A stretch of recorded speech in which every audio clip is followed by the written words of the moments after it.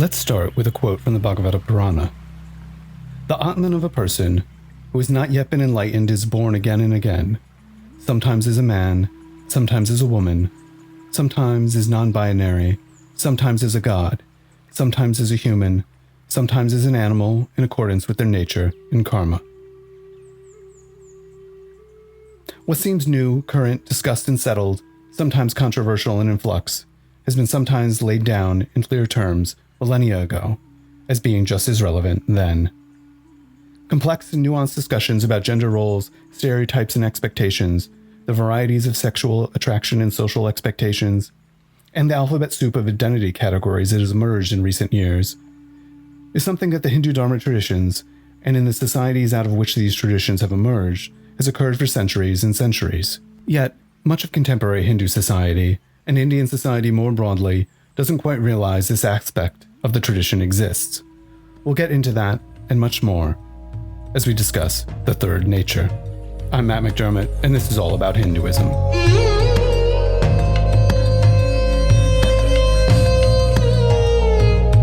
The gay rights movement in the post-World War II West, which would eventually morph into the contemporary LGBTQ movement, came as a response to a society whose legal, cultural, and healthcare systems actively criminalized and stigmatized individuals who were anything other than heterosexual. In many ways, the gay rights movement has been the most successful of the civil rights movements that emerged in this period, particularly over the past 2 or 3 decades. In this time period, many people in the West have gone from viewing gay people in terms of mental illness or sin to a community deserving equal rights and protection under the law, even if aspects of this are in flux and still hotly debated, particularly when it comes to the T part of LGBTQ. The pace of change over the past decade in particular has been profound. Anti-sodomy laws across the United States were only struck down by the Supreme Court in 2003.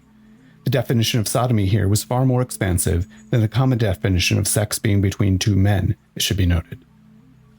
In India, similar laws, which were implemented under British rule in the 19th century, were struck down only in 2018. In 2002, roughly half of people in the US thought being gay was acceptable. By the time same-sex marriage was legalized in the US in 2015, 7 in 10 Americans thought being gay was acceptable. Returning to India, 2013 polls showed that just 13% of people approved of homosexuality. Today, more than half of Indians do. Where do the Hindu Dharma traditions and traditional Hindu culture more broadly stand on this? At their heart, the Hindu Dharma traditions are a diverse body of philosophical frameworks, practices, and knowledge sources concerned with seeking truth for the sole aim of managing the repetitive ups and downs of life. Pluralism and spiritual freedom are core values of these traditions, embracing a both-and perspective, where context is key to accurate understanding and application of spiritual principles. As such, Hindu communities have diverse sets of beliefs on contemporary social and political issues. There's no central authority to say what is the Hindu stance. The question then isn't about whether Hinduism permits or forbids being gay or trans, or any of the permutations those have taken on in contemporary society.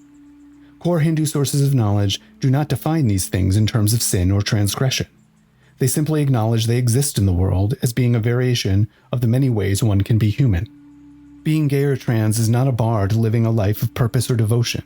There are no references in Hindu sources of knowledge that justify treating LGBT people as unnatural or condemnable, except those that have been translated and interpreted through colonial and Victorian-era biases. A person's sexual preference or identity does not factor into the broadly Hindu ideals of life with selflessness in mind, embracing devotion, or any of the other factors that are recommended for leading to self-realization or moksha. The terms we've been using so far, gay, trans, LGBT, are undeniably Western in origin, but the individuals ascribed by those terms are not products of Western culture. Millennia of Hindu sources of knowledge, histories, and folk traditions attest to them across India. There are texts that describe how fetuses can develop into being male, female, or third nature. Texts describing good governance specifically mention third nature people as well, as individuals that leaders must care for. So then, what is this third nature?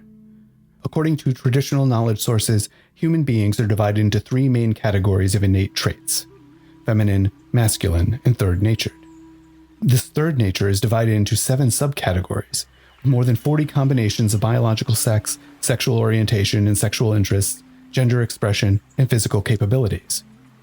Using contemporary terms, The two main categories, which make up the overwhelming percentage of humans, are gender-conforming heterosexual males and females.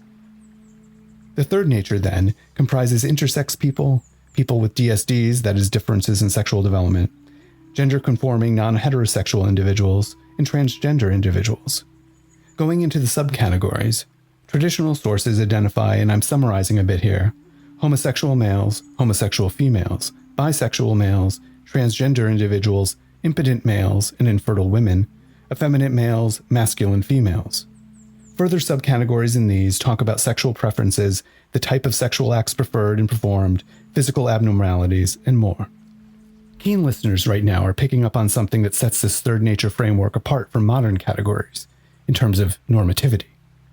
By including both males and females who are impotent or infertile in the category of third nature, it strongly hints at the importance placed on furthering society based on having children and heterosexual life. At the same time, the categories acknowledge and accept a wider variety of sexual and gender expressions than Western social frameworks did until very recently. There is still, nevertheless, an upholding of family life as the usual thing that humans do. This places the third nature framework at odds with some of the contemporary social philosophies that bristle at the notion that there should be any sort of norm when it comes to gender expression and sexuality, and even acknowledging that there is a norm places those people outside this norm at a disadvantage somehow, or inherently impresses them because a norm exists. The third nature framework, consistent with the broadly Hindu both-and approach, threads the needle.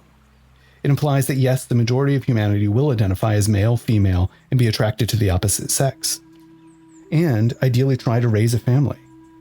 And at the same time, it's fine not to do that and still be part of a functioning society and deserve both respect from the government as well as being recognized as coming from the same divine wholeness.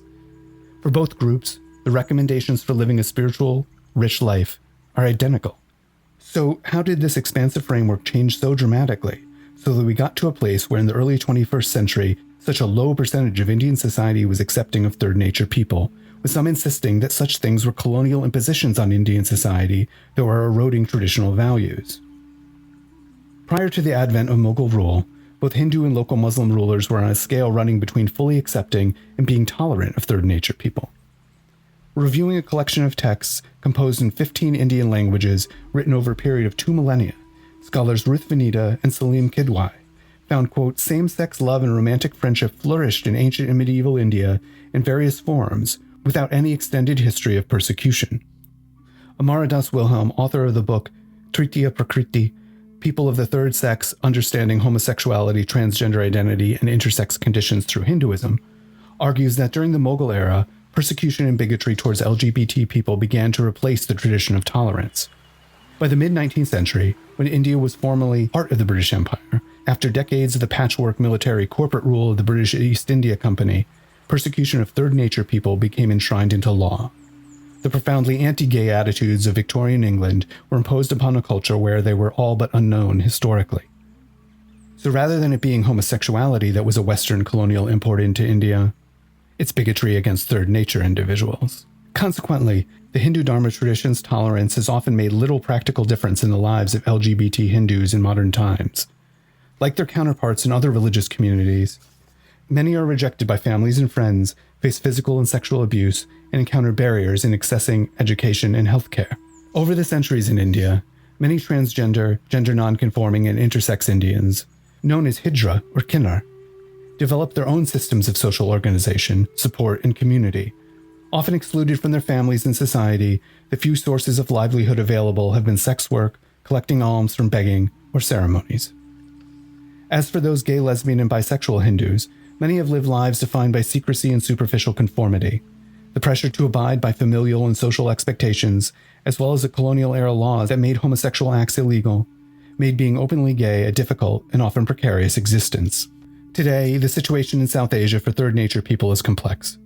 India, Pakistan, Nepal, and Bangladesh all legally recognize a third gender on official documents. Nepal recently legalized same-sex marriage. Interestingly, having never been colonized, Nepal never implemented Victorian-era laws against being homosexual. Attitudes in Indian society on the issue, where the majority of people are Hindu, are softening. In majority and officially Muslim Pakistan and Bangladesh, attitudes remain, socially and legally, hostile.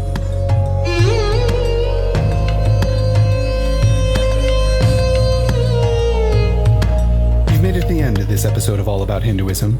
The script for this episode is derived in large part from Hindu American Foundation's 2024 policy brief on Hinduism and homosexuality, written by Raj Rao, Vijay Satnarayan, with contributions from Suhag Shukla and myself, Matt McDermott. Before you go, do me a favor. Leave us a nice 5-star review on whatever platform you're listening to this on. Please also subscribe or follow us so you get all the new episodes the moment they're released. And if you found this episode informative, enjoyable, and useful, please share it right now with someone who will feel the same about it. Finally, you can help ensure that more of these get made by making a donation to HAF at hinduamerican.org/donate. Thanks again for listening.